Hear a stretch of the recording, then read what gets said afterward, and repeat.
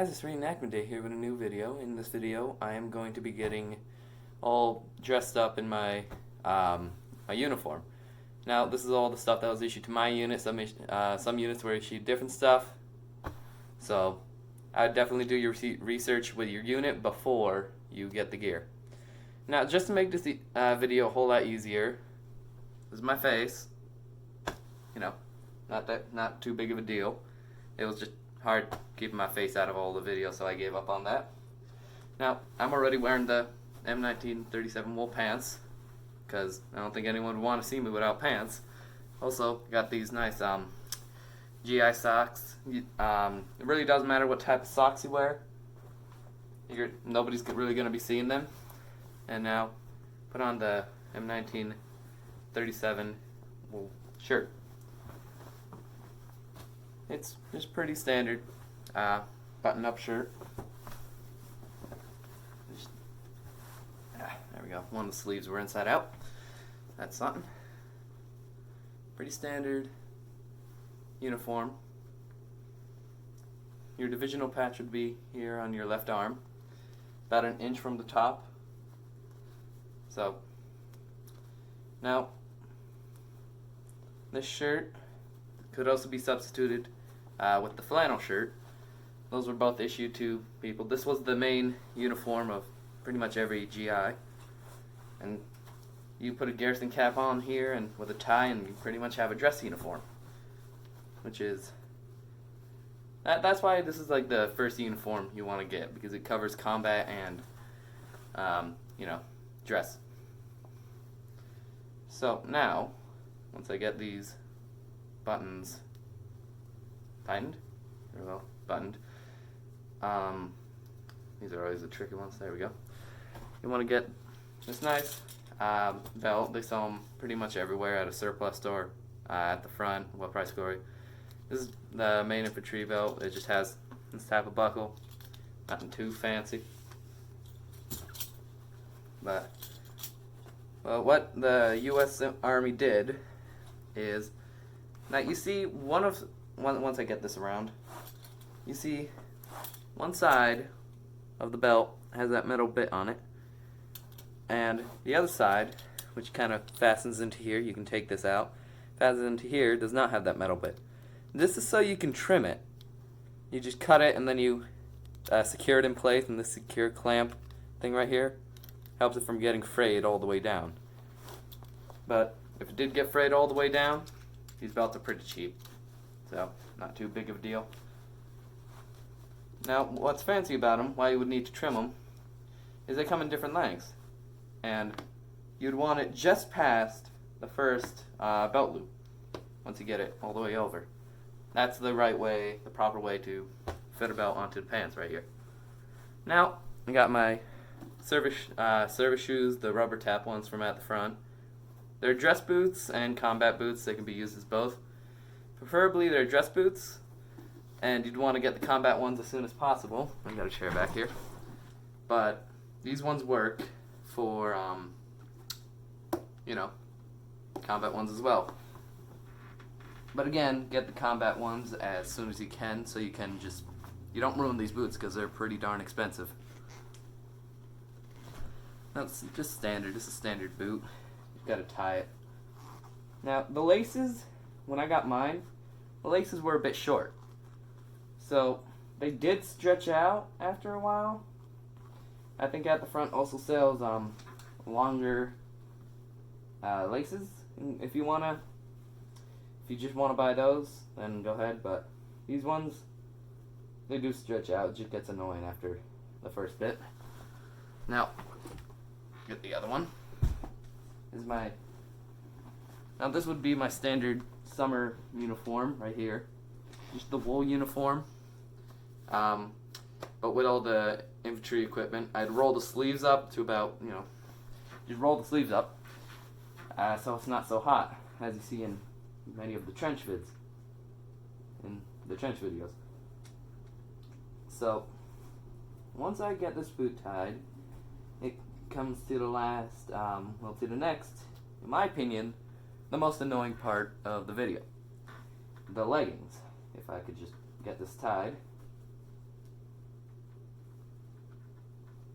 Okay, there we go. Leggings. These are the M1938 dismounted leggings right here. They have different ones for Marines and Navy, and yeah, pretty much those are the leggings. But M1938 version. They do have combat boots with the double buckle ones. The double buckle boots, they pretty much have the leggings built into them, so you don't gotta get these separate leggings and use them.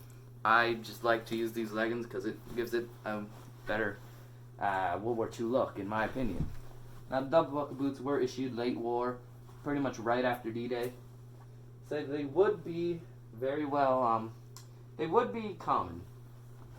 And when you start reenacting, you can see that most reenactors prefer the double buckle boots.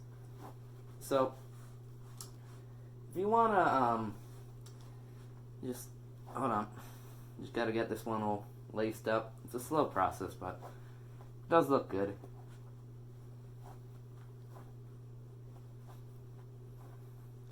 Now, I do have a separate video a while back on how to tie one of these leggings, which there's a trick I do to the top of it, which holds it in place pretty well. A lot of people just tie it in like a normal knot, and that is very annoying to get undone after you've been wearing them for quite a while. The knot gets even tighter than it was before, and you either tear the rope apart trying to get it untied, tear your fingernails apart trying to get it untied, or, just breaks. It's just very annoying. So these ones I found a good trick. Check out that leggings video if you want to see that trick. Can't really show you right here because the camera's more up here and my boots are down there. But they tighten to your boot, and this is to keep water from getting in the boot. Here, I'll try and lift it up. This is to keep water from getting in the boot. Pretty simple. Works pretty well. Now, if you want to fast forward maybe 20 seconds or so, I just got to put on this other legging. And as you saw there, it takes quite a while. And there's probably just going to be some awkward silence right here. So I apologize for that. But these leggings take a while. Now, I think I already mentioned this, but I prefer the leggings because, in my opinion, it looks more World War II. But the double buckle boots are the same price as the combat boots, but they have the leggings built in, so they're easier to take on and off. Most reenactors prefer them, and yeah. A trick that a lot of reenactors do is, so your feet don't hurt, you wear hiking socks. That will help your boots not hurt too much. And they also put one of those compression soles in their boots, also to help the comfort of the boot, because nobody's going to be seen inside the boot, so what's the point of hurting when you could just put a thing in there and no one will know.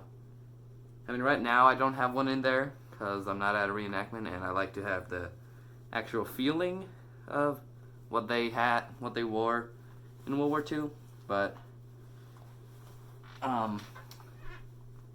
who knows? There we go. Just tighten up the bottom part, stand up, and fit my leggings, tuck them more into my pants. Tuck my pants more into leggings. There we go. Now, this is my uniform. I'm not going to be in this chair anymore, so I'll just yeet that over there. That's pretty much my uniform. This would be the standard dress uniform. Dress uniform, you wouldn't have the leggings on there, you just have the boots and a garrison cap. Garrison cap has different colored piping for whatever you are, medical, engineer, infantry is just a blue color. Oh, and this right here is the M1941 summer jacket. Because it is extremely hot outside and getting hotter in my room because I'm wearing wool, I'm wearing the summer jacket. Which means the inside of this, the standard M41 summer jacket, or just jacket, is lined on the inside. It has a nice like wool lining or something like that, wool or flannel. This one is unlined, making it nice and cooler for summer. Now a lot of time, infantrymen will just take off this jacket, roll up their wool sleeves, and put this on their haversack. But in France, it is a bit colder than the United States. I'm having trouble with the zipper now. There we go. It's like stuck. But it was a bit colder, so you'd see soldiers wearing this more. Should be just more of a common sight. But here in the U.S., if you're not living in like Alaska and Maine and all that northern stuff, it's pretty hot. Like right now, I'm even starting to sweat just wearing this. I got the fan on and the AC's on and everything, so it is nice for like fall and winter and stuff. So this is it. This is just the jacket. Now, bandolier. A lot of people put on their field gear before their bandolier. I like to put on my bandolier before my field gear because a lot of GIs would. I'll show you in a minute, but it's just a standard bandolier. Some pieces of wood in there to give it the look. Now, this is the M1928 Haversack with the ammo belt. Now this ammo belt is for the M1 Garand. If you're going to have a Thompson or a carbine, you'd have a pistol belt and you'd have rigger pouches and a Thompson mag pouch. Now they came in 3 and 5 cell pouches. The infantry would more have the 5 pouch because you need more ammo. Now, as you see on my haversack, I do not have these back things buckled. This is what a lot of GIs did. Because if they get into a combat situation with this haversack, this is pretty much hard to move around. And not really move around, but like dive in the dirt and stuff. But it's also pretty heavy.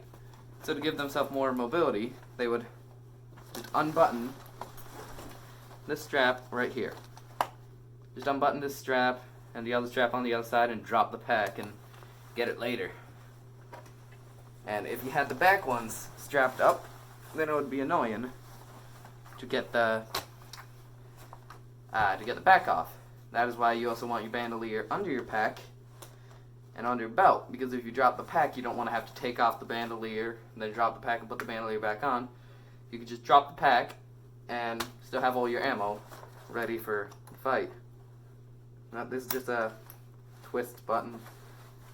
It's a standard buckle, but you gotta try and feed the bandolier up through here. Okay, you know what, I'll just unbutton this. There we go. Bandolier's here. Reach in, grab your ammo if you need it.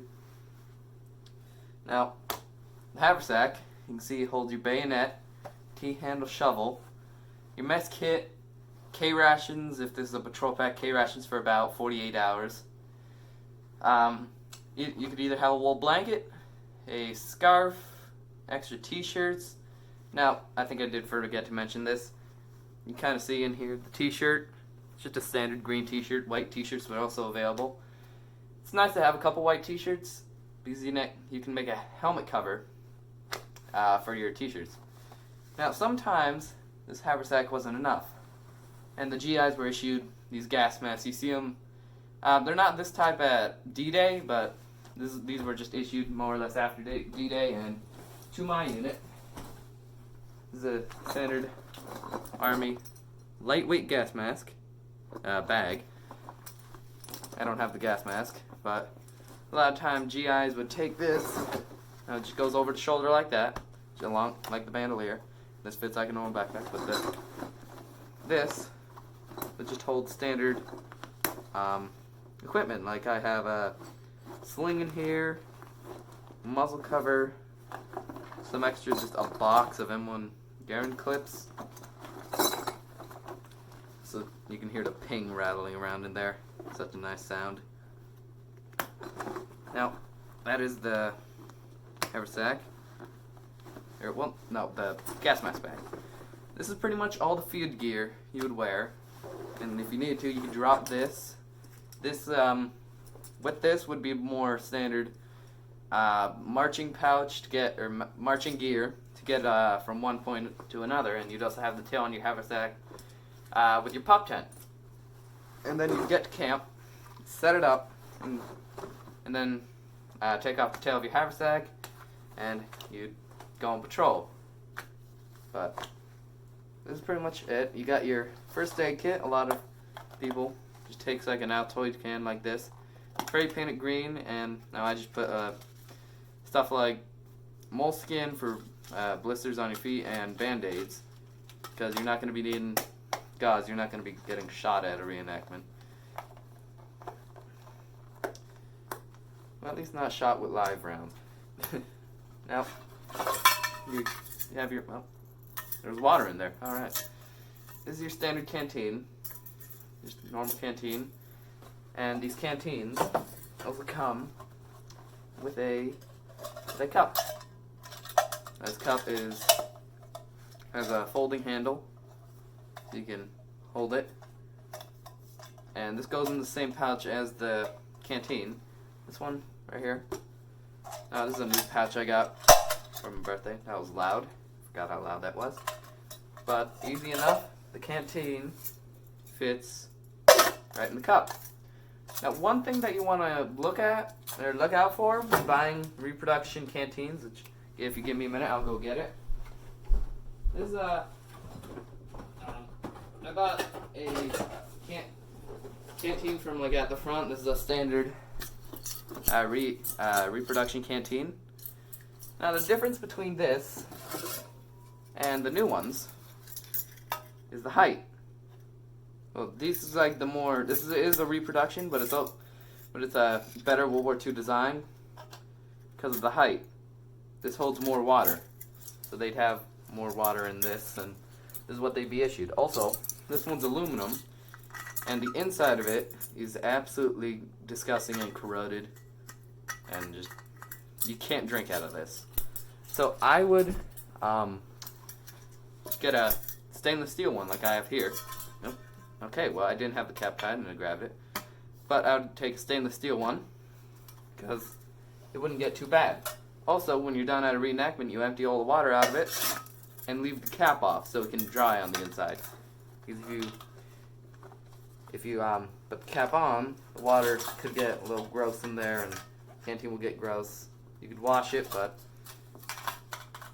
why have to do that when you can just leave the cap off? I'm going to just button this over here.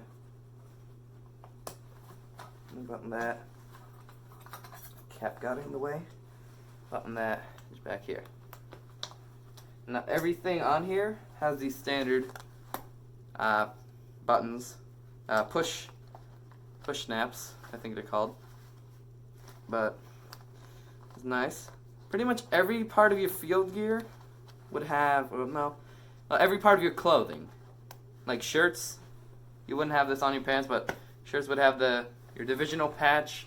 Got one on my wool shirt, my HBT flannel dress coat, and my trench coat. Now I'll do a winter setup when it gets more cold, because I do not want to put on that trench coat when it's like 95, like it is now, but it's pretty hot. So this would be standard infantryman gear. Also, next, your M1 helmet. This is like, in my opinion, this is what I noticed is this is pretty much how soldiers tell each other apart. If you're British, Canadian, British and Canada had the same helmet, but British, American, German, because they would look at your helmets, and each helmet was pretty different. Like over here, I have a German Stahlhelm. Now the helmets are a bit different. The Stahlhelm has a different shape. It's just like the target for a GI. If you see this helmet, you shoot it. If you see this helmet, you don't shoot it. So that was how they tell it. could help tell apart. Also, the uniforms were a big giveaway, and the weapons they carried. This helmet comes in two parts: the outer steel casing and the inner liner. This is a reproduction liner. The originals would be fiberglass. Kind of have a different pattern in here, and the webbing can all be adjusted to your head. Now, unlike the Germans made different size helmets for different size heads. In the US, they needed to get these helmets out so quick for the war effort because we were so unprepared for World War II that it was just a one size fit all. Pretty good. It's a pretty good fit. Definitely when you get your helmet, you got to train your neck to stand the weight because this helmet's good. Couple pounds, so there's a couple more pounds of pressure on your neck. But after that, that would be your helmet, and this is your full impression. This is what you'll be getting. All this stuff is from at the front, except for the outer shell of the helmet, but I'm sure the outer shell of the helmet on at the front is fine. The inside, the liner is from at the front. This is from at the front. Bandolier, belt, backpack, the actual standard belt, wool pants, leggings. This is all from at the front, and it works really good.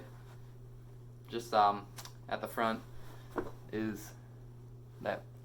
This is the JQMD version. It's a little bit cheaper, but still good quality. One thing that I did have a problem with is with the Haversack. I don't know if you can see it. The bayonet, the holes where they go in, they'd have these metal loops on them, like here on the belt, right there. Those tore out. I tried to replace them and they tore more. So, also these loops on the belt, these are to keep, to put your first aid kit on, your canteen, and if you didn't have a T-handle shovel that you put on the back, you would have a either an axe or a pickaxe, and that would go on your belt somewhere. So this is pretty much a standard impression of a GI soldier, and this is my M1 Garand. This is just since I don't have one, this is just a 2x4 painted. It's painted and stained. I think it doesn't look that bad, but it's fake. This is what they would be carrying.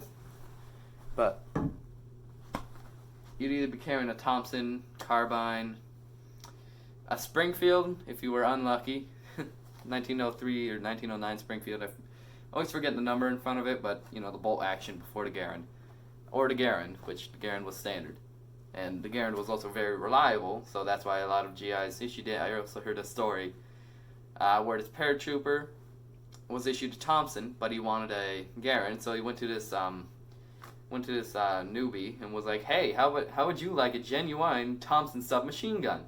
So of course the guy was like, "Oh, cool, an automatic gun." And he took the Garand, and the Garand never broke down on that one soldier. So yeah, thank you for watching my video. If you enjoyed this video, like and subscribe. If you have any video ideas, leave them in the comments below.